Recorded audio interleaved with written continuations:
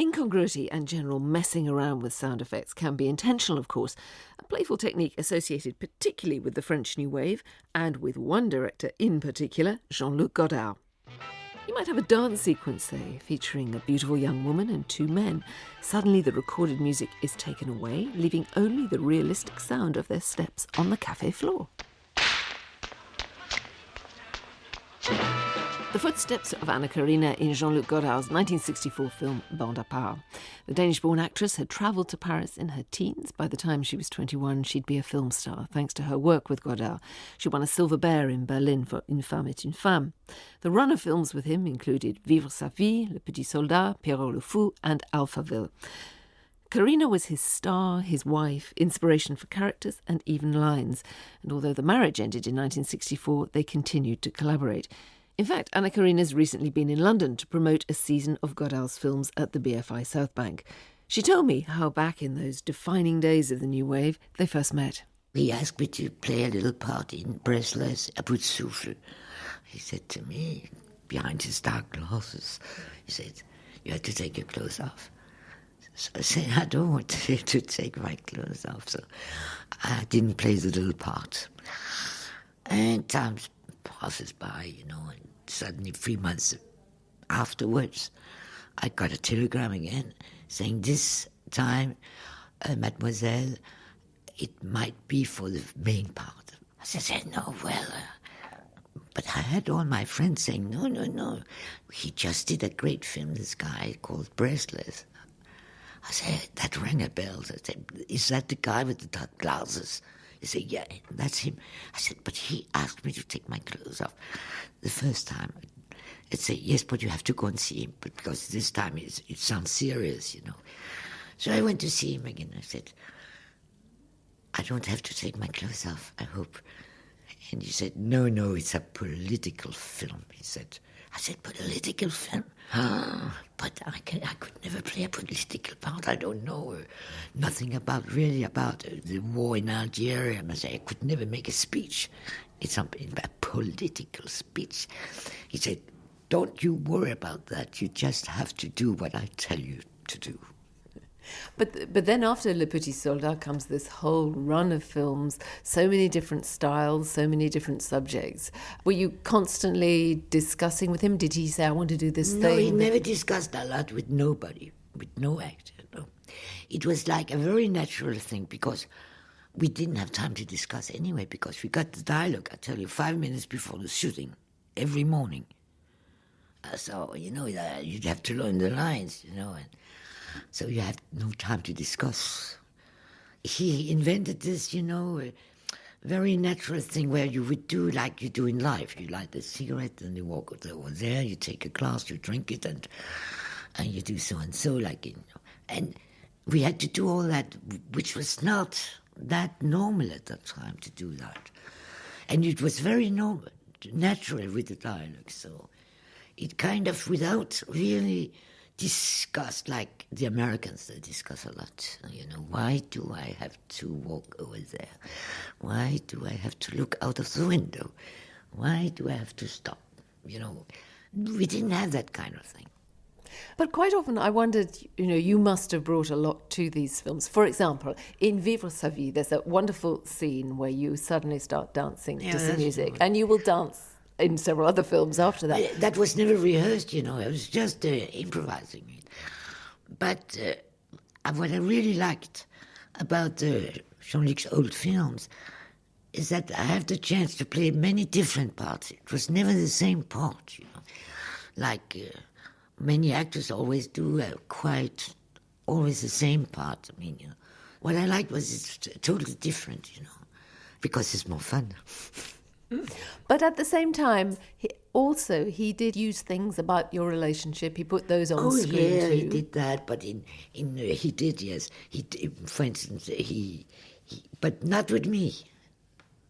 With Brigitte Bardot, when she say, I only want the red curtains, things like that, or. So that was something that you had said? Yeah, that's something I've said in life, in the apartment. That's so he then puts that into Le But Mépris. It doesn't. I think it's cute. So you didn't mind? You didn't No, I mind. didn't mind. No, come on. No. But that idea that things about your personal life and the films themselves would overlap so closely, that must have been a sensitive area even at the time. Perhaps. Was that never difficult? Oh, it was difficult to live with Jean-Luc because he was 10 years older than me. And he had this real, it's sometimes very serious, and sometimes he would say, I'm going to buy the cigarettes around the corner and I'll come back. And he would come back 3 weeks later, at a time where the women had no money, no checkbook, nothing, And that was pretty. He would come back with a lot of gifts too.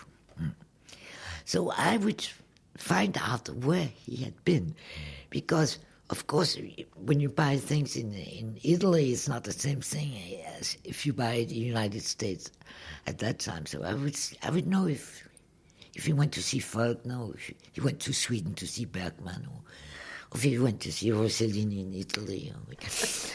No, but I would know right away where he has been because it was the mark, From the labels yeah, and the clothes. labels, yeah.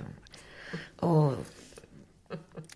And that was always, and then he would write me many beautiful letters too.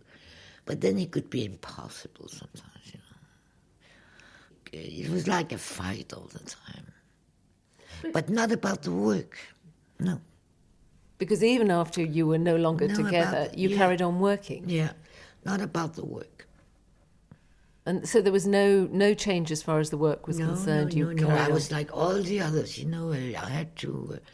I had my text at the last moment, my dialogues, and when we were doing Pio le Fou, he would live alone because he had to write, of course, all the dialogues because there was nothing.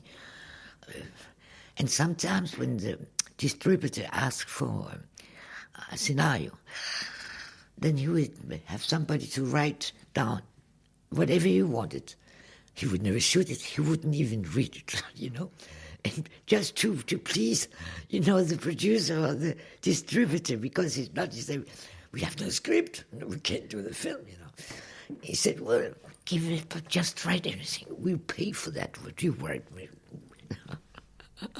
And obviously your relationship... It was funny in that way. But your relationship with Jean-Luc Godard has continued over the years, and you're here, for example, to talk about this season of his films. So clearly there's been a continuing relationship. I think he does not mind. I don't think he minds because I have only good things to tell about him.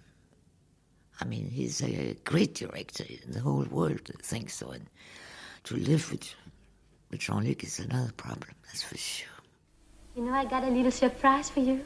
Really, what a coincidence, because I've got a little surprise for you, too. Something from Corsica. Oh? When you look at your filmography, there's one little thing from that period that is actually quite outside the whole Godard experience, which is you came to make a comedy film in Britain with Bob Monkhouse, a sex comedy. And Alfred Marx. And Alfred directed Marx. by Robert Asher. Yeah. That was very different. And it was called She Will Have to Go. And she went. I was playing a Corsican girl. I went back to Paris afterwards. Yeah. Well, I know it was a comedy. I don't really remember the story. I can play music too. Really? I like to sing you a serenade at Corsica.